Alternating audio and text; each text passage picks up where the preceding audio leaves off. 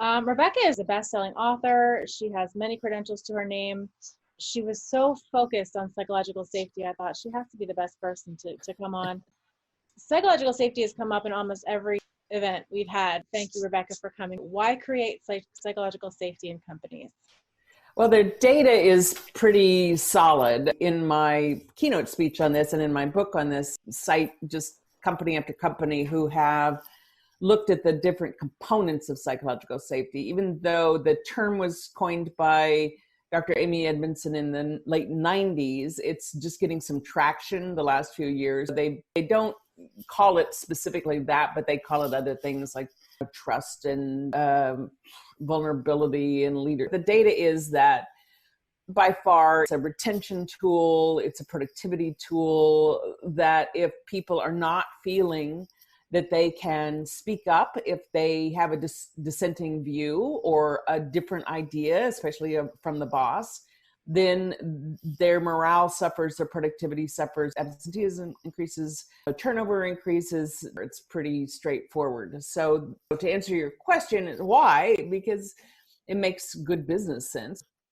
So in addition to not operating at the optimal level, there's some pretty big risks to not knowing what's actually going on with your employees, right? We're seeing some of the backlash of that in companies where leadership has been absent, where there's not trust, where there's things going on in the company that some people who should know don't know what's going on, and then they get in big trouble and their brand suffers. So it's not even just an internal problem, it's also an external problem. Indeed, indeed. When Dr. Edmondson first created this concept, she studied hospitals and what increased or decreased patient outcomes. She found in that sort of hierarchy, at least 20 years ago, the nurses would push back and say, "Doctor, are you sure you want to give that dosage? That's way more than we usually give." The doctors would either ignore or chastise him for speaking, doubting their judgment, and patients suffered as a result. So it's not only a negative business outcome if there's not psychological safety or the ability to speak out when you have a dissenting view, but it can cost people's lives. You think about psychological safety. Is this a real thing that somebody should be monitoring and not just another thing we're doing? Because that's always the knee-jerk reaction, right? Bring in Rebecca. She's world-renowned speaker, best-selling book author. Okay, boom, box checked. But as you said, to give it its reverence and not just say trust, vulnerability, but these have components, these have elements that need somebody responsible and competent needs to be mindful of this action within your organization. So how are you seeing it needing to be handled at the organization level? Ideally, it starts at the C level where someone there owns that, because that's where we know action happens. And yet I've not come across a measurement. So I created, it's a 10-question survey to have people self-assess how psychologically, just to say, "Oh, Karen, how are you doing? How are you doing in life? Not just how are you doing with your workload. I do want to know that. But how are you doing in life?" So if there's something I can do that could help in some way relieve your stress, then let's discuss it. And depending upon our relationship, she will be forthcoming or not. Hopefully we have a strong enough relationship that she can say, "I've got 2 toddlers at home and I cannot get any work done until they're in bed at 8:00 at night." Then I could be more accommodating about deadlines and times and even workload. Maybe take a little off or encourage her to take some personal time. So that's an easy one that everyone listening to this can do with their people, is just have a one-on-one. It's not just once a week talk about workflow, but in that conversation, start with how are you doing in life flow. And then the check-ins are more often, not just once a week or every other week, but 2 to 3 times a week, because people's lives shift and their mood shifts, their emotion shifts. Check in so that you can be compassionate, you can be flexible, you can hear what's going on with their whole person, not just the work side. I have this acquaintance friend And she's always been so complimentary about our company online, that she gets these Flex Fridays and she gets to be there for the kids' school events. Really, I would call her, from the outside anyway, a highly engaged employee. And then I was surprised to see her post that she had been covering for a coworker on maternity leave while doing the distance learning with her kids at home, 2 kids, and for a month, nobody even asked her how she was doing. So is that 2 to 3 times a week, Rebecca? I would definitely say do it now, because people are raw and their emotions are just so much closer to the surface. And then when we're able to be back in offices, see if you want to continue that. Question about the being raw part. Having been raw with an employer before and having regretted being raw, even, it wasn't handled poorly, from a leadership perspective, that's got to be such a tricky situation. You have to know how to handle that. You have to be part psychologist in those times to allow for that space, for that rawness to come to the surface. And then when you have your team members, the people looking to you, their emotions are on the surface, they are raw, they have that moment where they can't hold back the tears, the anger, whatever it happens to be. What does a leader do in those situations? How do they handle that? I think a leader just is human. And what would you do if anybody were in a state like that near you? Once I was in a hotel and I stepped into the elevator and there was a young woman there sobbing, just sobbing. We were alone in the elevator. And I said to her, can I give you a hug? She said yes. And we just hugged until her floor came up. What do you do when you just are there and you reach out and you say, I don't know what the right thing to say is, but just know I'm here for you. And if that's all you can say, that's all you can say. Yeah. I absolutely love that, Rebecca. Thank you for saying it. Thank you for saying it out loud, because I don't know what to say. I don't want to say the wrong thing. I don't want to just say I'm here. As you build the muscle, I'm here, and hold space in person, because we were performing all the time. We never developed that muscle to just sit silently for someone and be there. And I love how you connected that. And in this season of life for us all, just being present and available more often is really what people need. Like, I know you're my boss. I don't need you to tell me that. I just got stuff going on with me. And I just need you to not even understand, but acknowledge that life is happening differently for everyone. And when you think about going back to work, whatever it looks like, the fear that I have, and again, it's a deep one, is that we'll just go back to business as usual and we'll lose the heart element and we'll go back to the head stuff. So how are you helping people turn this into habits and not just another thing we do? Any habit takes repetition, right? It takes positive repetition and coaching when you're going off a little bit. If you're a manager or leader, just start asking, how are you doing? And at first people go, what is she talking about? She's never been interested in me before. So there may be some distrust at first, and you have to be very careful, like it's a treasured, like a Fabergé egg that they're giving you, because if you violate that trust and if you bring up something that they have told you in confidence and you bring it up publicly or in a team, then you've destroyed that trust. So if you're asking them to share with you some of their vulnerabilities, you can't negate that. Mm-hmm. The other thing to ask is, I want to support you and I don't know what you need. Mm-hmm. So if you can tell me what you need, great. And if not, just know that you can come back later and tell me, I've thought about it and here's what I would really appreciate from you in terms of the support. And frankly, sometimes it's just grace. It's just grace. It's just, would you please just give me a little slack? You know, that deadline that was due Friday in the day, could we make that Tuesday? I call it the bank of grace, because every time you do something kind for me, or you say something that really just touches my heart, or you take something off my plate, you have this huge bank of grace now. You've been making deposits, not expecting that there would be any withdrawal at any time. But that's just part of being on a high functioning team, is you're constantly just doing things for each other that make their life easier or make their life happier. And so now is the time that some of them are going to say, I need to take a little withdrawal from my bank of grace. I need to just have a little breathing space here. Question about when you haven't been a leader who's checked in the past. Would you say that there's a benefit to acknowledging that? Because people are going to be skeptical, Mm-hmm. right? Like, what's this? The flavor of the month? We're going to check in 3 times a week. Oh my heavens, they're micromanaging me. Oh man.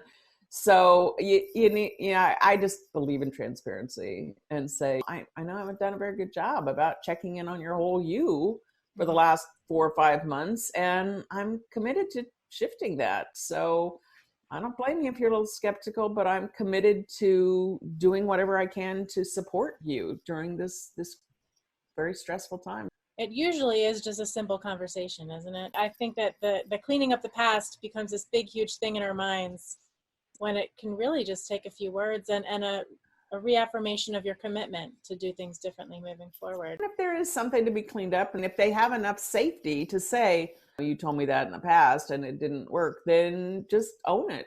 Go, you're right. I love the bank of grace. That just made me smile. I hear the word grace. Something about the word grace just makes me smile. But the thought of the transaction of grace, right, is, again, it's filled with empathy. I don't even have to know all the details, but here's that grace. Don't know what you're going through, but you're supported. You said early, the leaders at the top, they have to own this.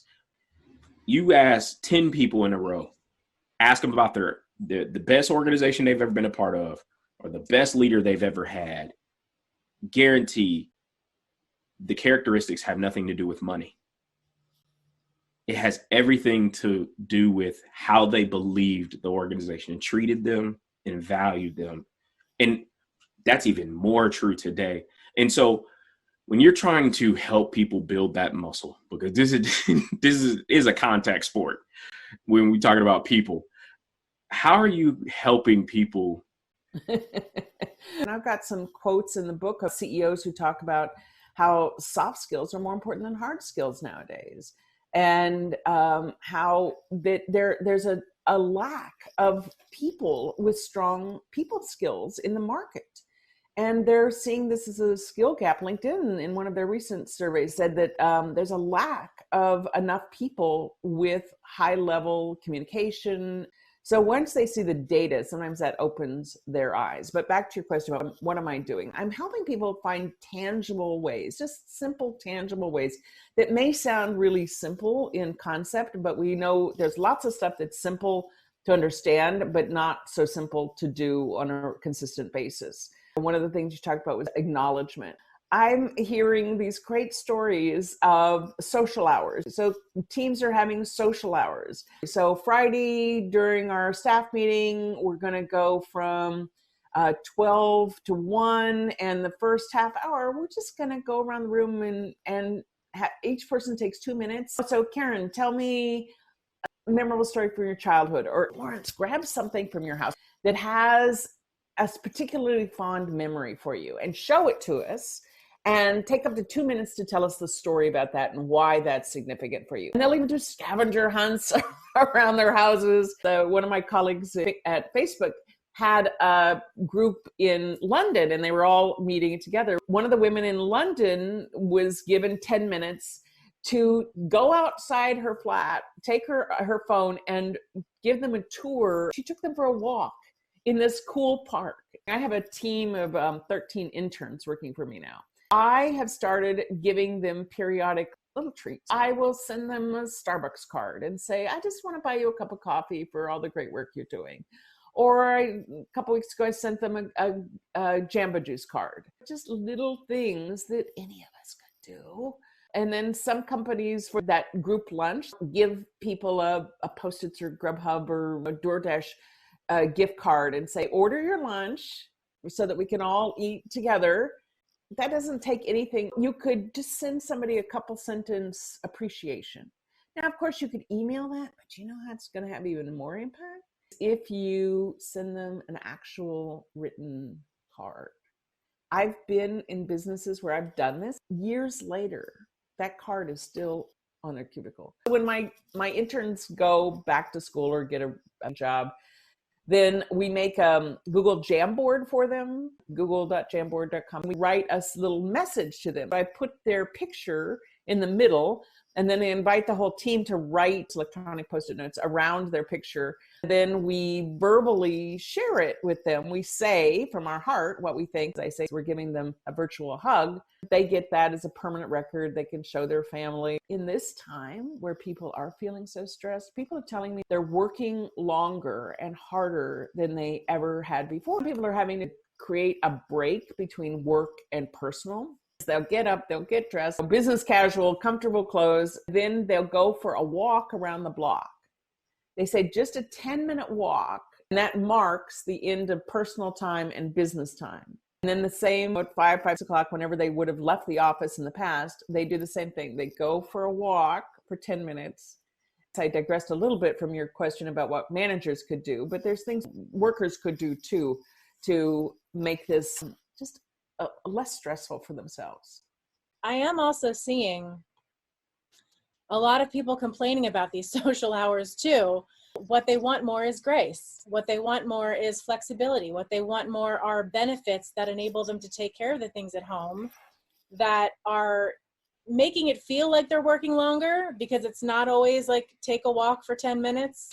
I think that if you're a leader, it's that those are the things that you need psychological safety to understand. Does your team want more bonding, more connection with each other, or do they want time instead to completely disconnect? Right? Yeah. I love early, Rebecca, when you talked about how can I support you? What's that look like? But to your point, it takes all of this trust, this willingness to be vulnerable, willingness to say the truth without that feeling of that repercussion going to happen, or that you're going to somehow suffer as a result of your transparency. Rebecca, as we were talking about CEOs, how do they get from this place where they're putting out all these fires and dealing with everything in the moment it's happening to a place where they can build that into their schedule?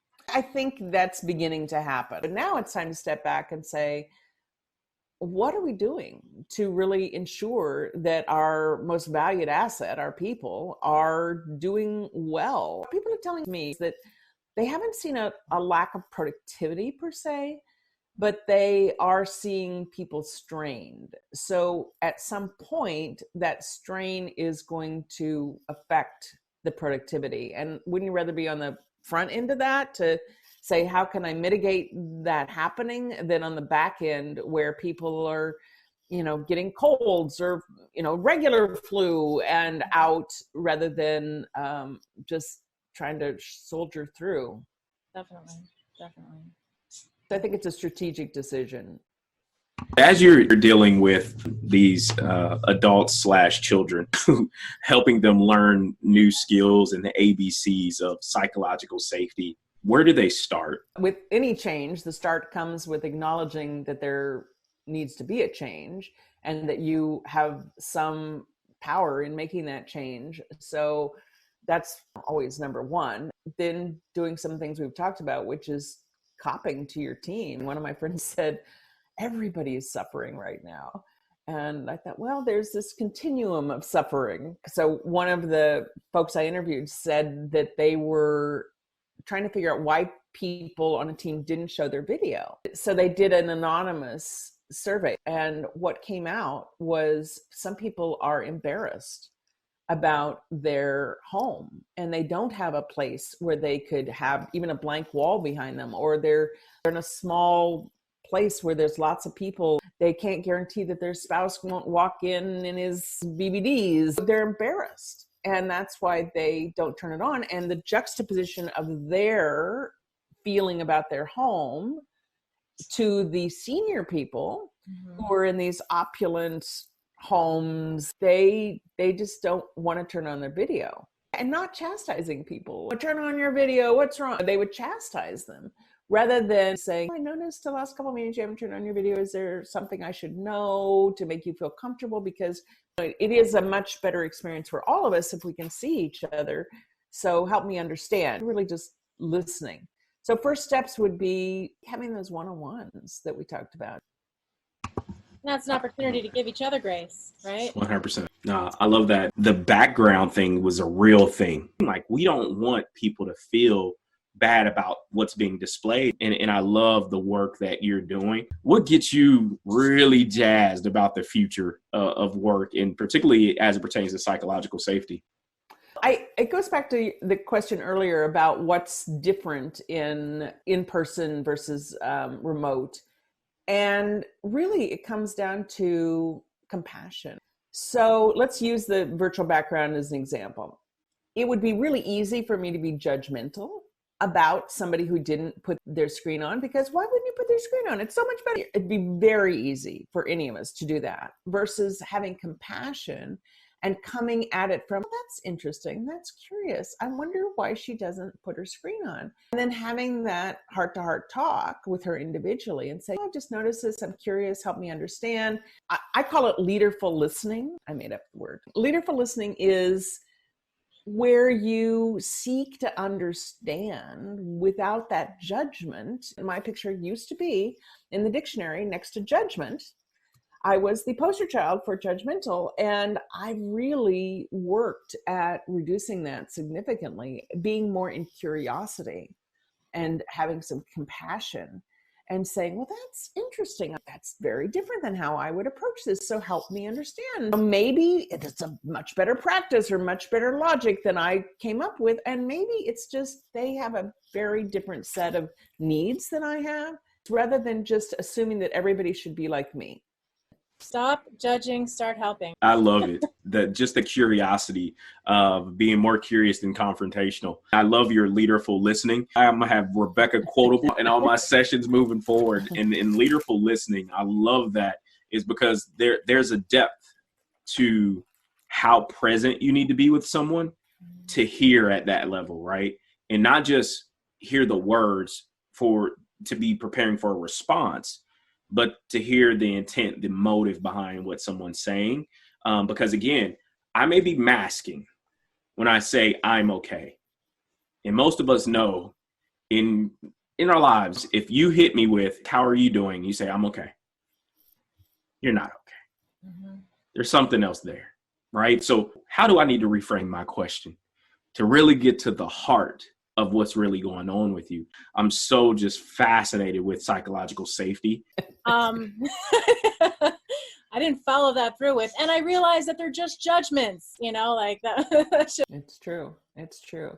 And sometimes a psychologically unsafe environment can be full of microaggressions. It could be when, Lawrence, you tell me an idea and I roll my eyes, or Karen, you say something and I go, oh, we did that and it didn't work. And it's those little things that diminish or demean anybody. Yeah. And I've been in those environments, and you might have too. And I notice that when I'm on a committee and somebody says, we can't do that, or that won't work, they're constantly putting down my ideas. I just disengage. Yeah.